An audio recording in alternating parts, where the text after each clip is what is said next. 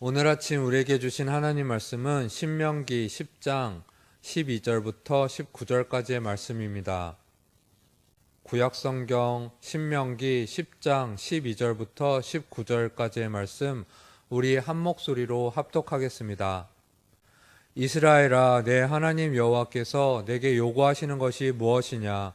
곧 내 하나님 여호와를 경외하여 그의 모든 도를 행하고 그를 사랑하며 마음을 다하고 뜻을 다하여 내 하나님 여호와를 섬기고 내가 오늘 내 행복을 위하여 내게 명하는 여호와의 명령과 규례를 지킬 것이 아니냐? 하늘과 모든 하늘에 하늘과 땅과 그 위의 만물은 본래 내 하나님 여호와께 속한 것이로되 여호와께서 오직 내 조상들을 기뻐하시고 그들을 사랑하사 그들의 후손인 너희를 만민 중에서 택하셨음이 오늘과 같으리라. 그러므로 너희는 마음에 할례를 행하고 다시는 목을 곧게 하지 말라. 너희의 하나님 여호와는 신 가운데 신이시며 주 가운데 주시요 크고 능하시며 두려우신 하나님이시라. 사람을 외모로 보지 아니하시며 뇌물을 받지 아니하시고 고아와 과부를 위하여 정의를 행하시며 나그네를 사랑하여 그에게 떡과 옷을 주시나니 너희는 나그네를 사랑하라. 전에 너희도 애굽 땅에서 나그네 되었음이니라. 아멘. 여러분, 오늘 말씀 나눔을 시작하며 잠시 여러분들이 생각하시고 느끼시는 하나님은 어떠한 하나님이신지 여쭈어보고 싶습니다. 저는 어릴 때 성경을 자세히 모르고 구약 성경을 읽었을 땐 하나님은 율법을 어기고 죄를 지으면 가차없이 사람을 죽이시는 너무 무서운 분으로 생각하기도 했습니다. 그래서 고등학교 청년이 되어서도 하나님을 생각하면 내가 생각하고 행동하고 나쁜 말 하는 것을 머리 위에서 다 보고 계시고 잘못하면 그에 대해 엄벌을 하시는 분으로 알았습니다. 그래서 저는 하나님 하면 오늘 읽은 성경 17절에 나와 있는 것처럼 두려우신 하나님이라는 마음이 들기도 했었습니다. 하지만 하나님은 그러신 분이 아니십니다. 오히려 하나님은 많은 사람들에게 온정을 베풀어주고 싶어 하시는 분이십니다. 그래서 성경에 보면 여러 가지 말씀들이 나오지만 이를테면 하나님께서는 이스라엘 백성들에게 추수를 할 때 그것을 어느 정도 남겨두라고 말씀하셨습니다.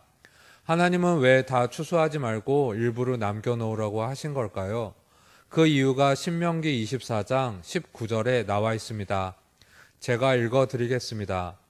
내가 밭에서 곡식을 벨 때에 그 한 뭇을 밭에 잃어버렸거든 다시 가서 가져오지 말고 나그네와 고아와 과부를 위하여 남겨두라. 그리하면 내 하나님 여호와께서 내 손으로 하는 모든 일에 복을 내리시리라. 아멘. 추수하는 곡식의 일부를 남겨놓으라 하신 하나님의 이유는 바로 고아와 과부와 나그네의 몫으로 남겨두라고 하셨기 때문입니다. 그리고 성경 속에서 하나님은 자주 고아와 과부의 아버지와 남편이 되신다고 말씀해 주시고 계십니다. 그러면 왜 하필 고아와 과부와 나그네일까요? 지금은 아닐 수도 있지만 그 당시에는 가장 소외되고 힘없는 사람들이 바로 이런 사람들이었습니다. 그래서 하나님은 그들을 위해서 무엇인가를 해주고 싶어 하시는 것입니다.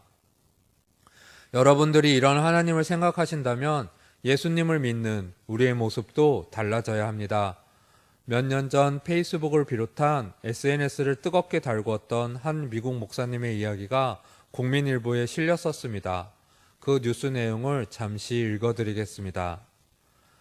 교인 수 1만 명의 미국 대형교회 목사가 노숙인이 된 이야기가 페이스북 등 인터넷 사이트를 강타하고 있다. 예레미야 스티펙이라는 목사는 어느 주일 오전 자신이 담임 목사로 부임하게 되는 교회 근처에서 노숙자로 변신해 주변을 어슬렁거렸다. 하지만 교인 중 그에게 다가와 말을 걸어온 사람은 1만 명 이상의 교인 중 단 3명에 불과했다. 스티펙 목사는 교회를 향하는 교인들에게 음식을 사려고 하니 잔돈 좀 달라고 했지만 어느 누구도 관심을 가지지 않았다.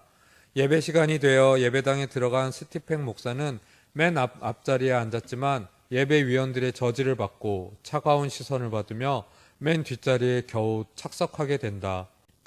이윽고 새로운 목사가 부임했다는 광고 시간. 맨 뒷자리의 스티펙 목사는 노숙인 차림 그대로 강단에 올라갔고 교인들은 경악스러워했다. 그는 곧장 마태복음 25장 31절부터 40절까지를 읽어 내려갔다. 내가 줄일 때에 너희가 먹을 것을 주었고, 목마를 때에 마시게 하였고, 나그네 되었을 때에 영접하였고, 여기 내 형제 중에 지극히 작은 자 하나에게 한 것이 곧 내게 한 것이니라. 이 구절은 예수 그리스도의 양과 염소 비유로 누가 양과 염소인지를 단적으로 보여주는 대목이다. 스티팽 목사가 말씀을 마치자 회중은 무언가에 심하게 얻어맞은 듯한 표정을 하고 있었다. 교인들 중엔 흐느껴 울면서 회개하는 사람이 속출했고 부끄러움에 고개를 떨구는 교인들이 대부분이었다. 스티팽 목사는 이날 오전 자신이 겪었던 것을 말하면서 오늘 아침 교인들이 모이는 것을 봤다. 하지만 예수 그리스도의 교회는 아니었다. 세상에는 교인들이 많다. 하지만 제자는 부족하다. 여러분들은 언제 예수의 제자가 될 것입니까? 라는 말을 남겼다. 이 이야기의 마지막은 이렇게 끝난다. 그리스도인이 된다는 것은 당신이 믿는 것 이상이다. 그것은 이웃과 함께 그리고 옆에서 사는 것이다. 이 이야기는 당시 인터넷을 뜨겁게 달구었고 수천 건의 댓글들이 달렸었습니다. 댓글에는 정말 실화인가, 눈물샘을 자극한다, 화가 나고 부끄럽다, 그리스도인을 각성하게 한다 등의 반응이 쇄도했습니다. 하지만 이 이야기는 확인 결과 미국 테네시주에 있는 한 교회의 부임을 앞둔 라일이라는 목사님의 실제 사례를 중심으로 몇 개의 이야기가 짜집기된 거였다고 합니다. 하지만 이 내용의 중심 스토리를 실제로 행하였던 라일 목사님은 설교 강단에서 이렇게 말했다고 합니다. 우리 교인들은 매주 주일 예배 1시간만 하나님을 섬기기 원하는 것 같습니다. 하지만 그것은 하나님의 계획이 아닙니다. 정말 예수님처럼 살고 있습니까? 라며 행함이 있는 신앙을 강조하는 설교를 했다고 합니다. 여러분, 이 이야기를 들으실 때 마음이 어떠하셨는지요? 저는 부끄러운 마음이 가득했습니다. 눈물도 났습니다. 저 역시 먼저 다가가 손을 내밀지 못했던 지난 기억이 떠올랐습니다. 우리 교회에도 2년 전에 이러한 분이 찾아오신 적이 있었습니다. 드문드문 어려운 사정 얘기를 하시며 찾아오는 분들이 오신 적은 있었지만 그중 이분은 제 기억 속에서 잊혀지지가 않습니다. 주일 예배를 위해 교회 청소와 정리를 하던 토요일 오후 정리가 마무리될 즈음에 한 분이 올라오셨는데 교회에 들어서자마자 그분의 향기가 교회를 꽉 채웠습니다. 그리고 바로 본당으로 들어가서 앉았다 일어나며 또 교회 이곳저곳을 다니고 다시 본당에 들어가 앉길 반복했습니다. 한 손에는 큰 지팡이도 들고 있었습니다. 그 지팡이로 산에서 호랑이도 잡았고 자신은 하나님의 부르심을 받아 전 세계를 다니던 중 이곳에 왔는데 여기는 어느 나라냐고 묻기도 했습니다. 그런 모습에 저는 너무 놀라 주일 예배 말씀 준비를 하고 계시던 담임 목사님 방으로 뛰어갔습니다. 목사님, 지금 이러한 분이 오셨는데 어떻게 할까요? 라고 말씀드렸더니 목사님께서는 제가 나가볼게요 라고 하시곤 본당에 앉아있던 그분 옆으로 다가가시더니 인사를 하시고 앉으셨습니다. 그리고 이런저런 얘기를 나누시고 저에게 오셔서 따뜻한 커피도 드리고 잘 대접해 드려서 보내드리세요 라고 웃으시면서 말씀하고 목사님 방으로 들어가셨습니다. 그 분이 돌아가신 후 교회는 그분이 다녀가신 향기가 사라지질 않았습니다. 그래서 저는 교회를 돌아다니며 향기나는 스프레이를 뿌려대며 다녔는데 두통은 썼던 것 같습니다. 오히려 다음날 주일 예배까지 그 스프레이 냄새가 가시질 않았었습니다. 그리고 다음날 담임 목사님께서는 주일 예배 말씀을 전하시면서 그 냄새의 이유도 설명하시고 어제 우리 교회에 예수님이 다녀가셨습니다 라고 웃으시며 말씀하시는 것을 보며 저는 제가 너무 부끄러워서 저 뒤 모니터 뒤에서 얼굴을 붉혔던 기억이 오늘 이 이야기를 보며 생각이 났습니다. 여러분, 교회 안에서 우리도 모르는 사이에 여러 가지 차별과 무시의 시선을 보내고 있습니다. 하지만 우리는 그렇게 해서는 안 됩니다. 그것은 하나님이 원하시는 일들이 아닙니다.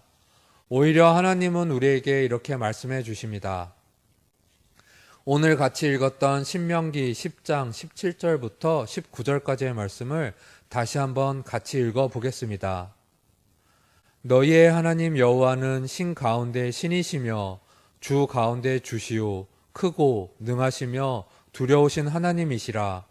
사람을 외모로 보지 아니하시며 뇌물을 받지 아니하시고 고아와 과부를 위하여 정의를 행하시며 나그네를 사랑하여 그에게 떡과 옷을 주시나니 너희는 나그네를 사랑하라. 전에 너희도 애굽 땅에서 나그네 되었음이니라. 아멘. 지금 이스라엘 백성들에게 하나님께서 뭐라고 말씀하고 계시나요? 하나님은 그 당시 약자인 고아와 과부에게는 정의를, 그리고 나그네에게는 떡과 옷을 주시는 분이라고 말씀하고 있습니다. 그리고 이스라엘 백성에게 너희는 나그네를 사랑하라고 말씀하고 계십니다. 저는 이런 하나님의 마음이 이 말씀을 나누는 모든 분들 마음 안에도 잘 전해졌으면 좋겠습니다. 우리도 하나님처럼 사회 약자들을 위해 무엇인가를 할 수 있는, 아니 내 주변에 있는 가장 가까운 이웃들에게부터 무엇인가를 할 수 있는 사람이 되었으면 좋겠습니다. 스코틀랜드 가정의 표어 가운데에는 봉사하기 위하여 구원받았다 라는 말이 있습니다. 섬김을 모르는 삶은 구원의 감격이 없는 삶입니다. 우리가 구원받은 것은 섬기기 위해서입니다. 우리가 고침받은 것은 섬기기 위해서입니다. 우리가 일어난 것은 섬기기 위해서입니다. 섬김을 받는 것이 아니라 섬기는 것이 하나님이 우리에게 내려주신 가장 중요한 사명입니다. 여러분, 그렇다면 우리는 어떠한 삶을 살아야 할까요? 우리의 노력으로 이 땅을 천국과 같은 모습으로 바꿀 수 있을까요? 바로 소외된 누군가를 섬김으로 인해 가능하다고 생각합니다. 이 일을 주관하시는 분은 하나님이시고 여러분들은 하나님이 그 일을 이루시는데 필요한 방법이고 대안입니다. 여러분들이 이 땅을 하나님의 나라 그리고 아름다운 세상으로 바꿀 수 있는 하나님의 귀한 일꾼들이신 겁니다. 하나님은 여러분들을 통해 이 땅을 새롭게 하길 원하십니다. 여러분 모두가 하나님의 동역자 되시기를 원합니다. 오늘 하루 지내실 때에 서로의 섬김의 모습을 통해 각자의 삶의 자리를 축복된 자리로 바꾸어 나가시는 여러분들 되시기를 간절히 소망합니다. 기도드리겠습니다.